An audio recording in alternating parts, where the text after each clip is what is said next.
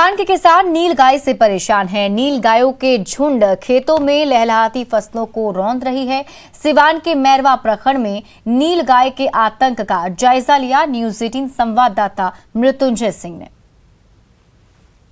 नीलगाय की वजह से बहुत सी ऐसी फसलें हैं, जैसे गन्ना है, चाहे मूंग है, इस तरह की जो मक्का है, इस तरह की फसलें जो होती थी कि किसानों ने, हम लोगों ने तक छोड़ ही दिया है। बाकी रबी की फसल जो लगी हुई है, सरसों की फसल लगी हुई है, झुंड का झुंड जो है, नीलगाय जो है आता है, 100 की संख्या में सब आते हैं और आकर के और सारे फसलों को जो है बर्बाद कर देते हैं।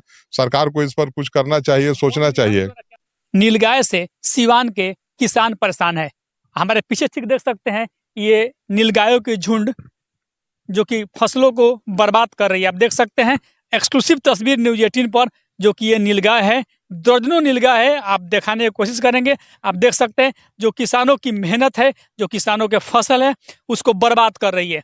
आप देख सकते हैं एक झुंड, बड़ा झुंड है ये नीलगाय का, जो बड़े बड़े नीलगाय, इधर भी झुंड। आइए, इस तरह के कई झुंड है जो किसानों के मेहनत है उसको नीलगाय बर्बाद कर रही है। यानी आप देख सकते हैं ये रबी का फसल है और इस तरह से तमाम गन्ना का भी फसल है, जिसको नीलगाय पूरी तरह से किसानों के मेहनत पर पानी फेरते हुए बर्बाद कर रही है। किसानों को आग्रह है कि वन विभाग इस पर कुछ करे, ताकि हम लोग का मेहनत जो वर्षों से करते आ रहे हैं वो फसल घर जाने के बजाय नीलगाय द्वारा बर्बाद कर दी जाती है। आवश्यकता है जो वन विभाग अधिकारी को पहल करने की, ताकि जो किसानों के मेहनत है उस पर पानी न फिरे। मृत्युंजय कुमार सिंह, न्यूज़ 18 सिवान। 1971 के भारत पाक युद्ध में भारत की ऐतिहासिक जीत के 50 साल पूरे होने के मौके पर इस साल को स्वर्णिम विजय वर्ष के रूप में मनाया जा रहा है। राजधानी पटना में आज बिहार एनसीसी निदेशालय और उड़ान की ओर से नई पीढ़ी के लोगों को बांग्लादेश की मुक्ति में अग्रणी रहे भारतीय सशस्त्र बलों के शानदार कार्यों के बारे में जागरूकता फैलाई गई। इस मौके पर स्वर्णिम विजय साइक्लोथॉन का आयोजन किया गया, जिसमें बिहार सरकार के पथ निर्माण मंत्री नितिन नवीन भी मौजूद रहे। उन्होंने वीर शहीदों को नमन किया। इसके अलावा एनसीसी निदेशालय के महानिदेशक एम इंद्र बालन भी मौजूद थे। कार्यक्रम में एनसीसी कैडेट्स की ओर से वीर गाथाओं का नाट्य मंचन भी किया गया। साथ ही साइक्लोथॉन दल और नाट्य मंचन करने वाले कैडेट्स को इस मौके पर सम्मानित भी किया गया। आपको बता दें कि साइक्लोथॉन दल 1971 के भारत पाक युद्ध के बारे में लोगों को जागरूक करने के लिए बीते 22 नवंबर को ही 1 महीने के लिए बिहार राज्य के भ्रमण पर निकले थे और इस दौरान दल के सदस्यों ने 1700 किलोमीटर की यात्रा साइकिल से तय की।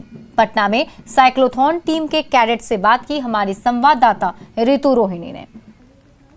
71 की युद्ध के बारे में बताने के लिए हमारे साथ इस वक्त उस साइक्लोथॉन में जो बच्चों, जो कैडेट्स थे, वो जो भाग लिए थे, वो हमारे साथ हैं और हम उनसे बातचीत करते जानते हैं कैसा रहा उनका पूरा सफ़र, किस तरीके की चुनौतियां रही इस सफ़र में और क्या कुछ लोगों का रिएक्शन था। आप जो ये वीर गाथा पे निकले थे लोगों को बताने।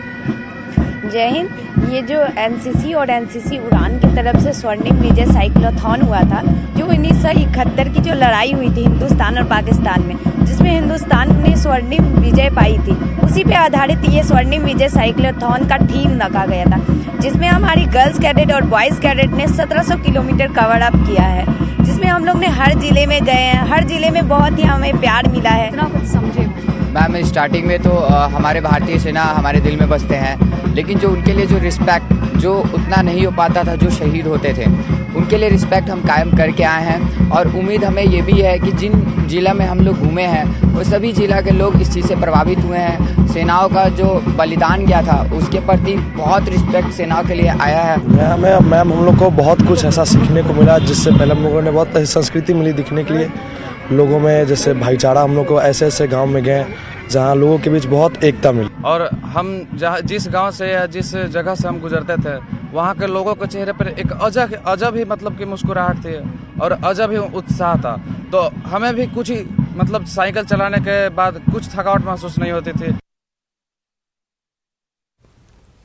नए साल के मौके पर कटिहार को बड़ा उपहार मिलने जा रहा है। यातायात को बेहतर बनाने के लिए करीब 40 करोड़ की लागत से मॉडल फ्लाईओवर का निर्माण किया जा रहा है। इस फ्लाईओवर से न सिर्फ शहर को जाम की समस्या से छुटकारा मिलेगा, साथ ही कटिहार बरौनी रेलखंड के लिए भी ये बहुत ही उपयोगी साबित होगा। नए साल के नए उपहार पर सांसद दुलाल चंद्र गोस्वामी और बरारी विधायक विजय सिंह से बात की न्यूज़ 18 संवाददाता सुब्रत गुहा ने।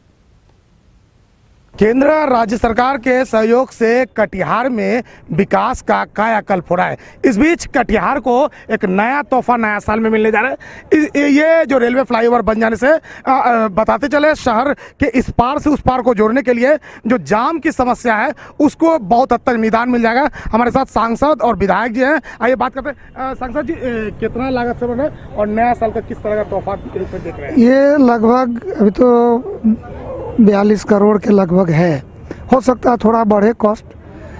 और इसका बन जाने से कटिहार शहर के बीचों बीच रेलखंड है, तो पश्चिम और पूरब कटिहार का जुड़ जाएगा।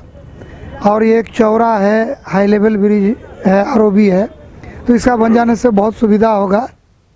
और फिलहाल इस बुलेटिन में अभी के लिए बस इतना ही, लेकिन न्यूज़ 18 बिहार